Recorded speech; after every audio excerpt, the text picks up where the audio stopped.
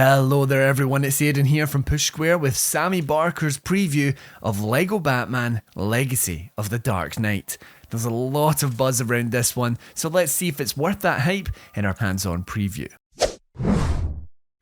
So it's been 10 long years since Batman Arkham Knight, a title which was undeniably divisive in its day. We just simply didn't know how good we had it at the time. Because after a decade in the wilderness working on the would-be disastrous Suicide Squad Kill the Justice League, there is word that UK developer Rocksteady may finally be turning its attention to a new Arkham game. But with that one likely eons away, you're going to have to make do with LEGO Batman Legacy of the Dark Knight in the meantime. Fortunately though, after spending over an hour with the movie-spanning outing at Gamescom, we can say with confidence that this is a worthy substitute. Much like with LEGO Star Wars The Skywalker Saga, longtime developer TT Games is tossing out all that's come before, and rebooting this franchise is an open world crime drama that pulls from the many different Batman universes. That means you're gonna see references to the Christopher Nolan trilogy, Matt Reeves' The Batman, and the iconic Tim Burton era from 1989. For the Bat fans among you, it's gonna be fun just simply spotting all of the different references as you make your way through its campaign. Our demo consisted of two parts. We got to spend around 15 to 20 minutes exploring the open world, and then we played through a mission at Ace Chemicals. The sandbox itself is honestly awesome. Gotham City makes for a drizzly backdrop as you would expect, but we found it to be teeming with life. There's a strong sense of humour as passers-by complain about the weather and the fact that their pepperoni pizza is getting wet. Much like in Marvel's Spider-Man, there are crimes that you can find by using your scanner, and these trigger short missions where you need to take down thugs and ne'er-do-wells. Combat is pretty much identical to the Batman Arkham games, where tapping the square button, or pushing square, slides you towards your opponent, and triangle enables you to counter incoming attacks. It's got a great flow to it, and even though it's not reinventing the wheel, Batman's various finishers embody that slapstick sense of humour that the LEGO series is best known for. Playing as Batman, you also have access to a grappling hook to reach higher platforms and a glider to soar back down to the ground. We found the glider to be a little bit finicky, but this is an early demo and we suspect the developer is still refining the controls here. You can also call the Batmobile wherever you are with a tap of the D-pad, and the physics of this car are a little bit heavier than we expected, so a time trial mission took us a couple of attempts before we were able to earn our gold medal.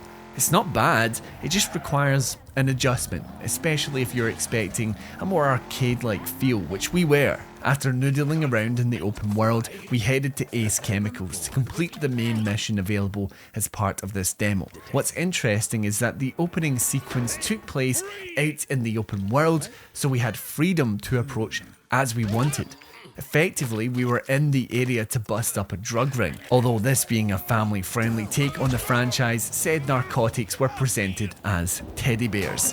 We were actually able to use Batman's stealth capabilities to pick off local thugs, although you won't fail if you're spotted. You'll just get into a fist fight. Because the gameplay is so similar to the rules already established in the Batman Arkham games, using the entirety of the Dark Knight's moveset actually feels really natural. There's a few surprises, but it feels like slipping on a very comfortable kill that's already been moulded to your face. Inside Ace Chemicals is where the game played a little bit more like a traditional LEGO game, with a more linear mix of combat and puzzles on the critical path. Accompanied by Commissioner Gordon, who you can switch to using with the D-pad, or who can be controlled by a second player in local co-op, you need to use each character's unique abilities to progress. For example, Gordon has access to a kind of foam gun, which can be used to plug up pipes or put out fires. Batman, meanwhile, has his trusted batarangs and grappling hook, so there's a nice play between the two. Our only worry is that outside of this foam gun, Gordon's moveset is identical to Batman's, which obviously makes exploring the open world a lot more manageable, but does mean there's very little difference between the two. If all the playable characters also have access to a grappling hook and glider, then is anyone going to feel unique? We'll need to wait and see on that one. The demo concludes with a chase sequence where you need to run down Red Hood before making your escape from the exploding facility.